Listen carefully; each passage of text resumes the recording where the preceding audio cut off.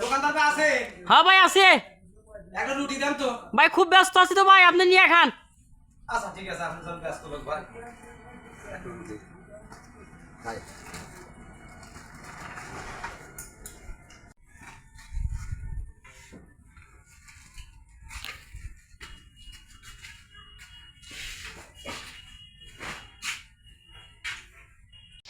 ভাই এক গ্লাস পানি এসেন তো। এই যে ভাই পানি। হ্যাঁ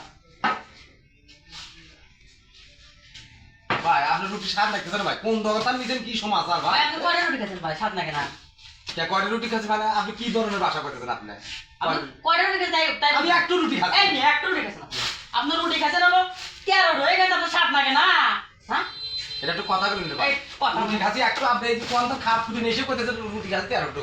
এই নি আপনার টয়লেটে পড়ে আছে এই খোলগুলো, আমি কি বাইরে থেকে ফুটে নিচ্ছি না? আপনি 13টা রুটি খাইলেন, খাদের নিচে কথা বলতেছেন। এটা আপনি তো- নিচে কথা বলতে কি আপনি লজ্জা করে না? হ্যাঁ আচ্ছা ঠিক আছে ধরেন, আপনার 13 রুটির দাম কত ধরেন? ট্রেন আপনি ধরেন।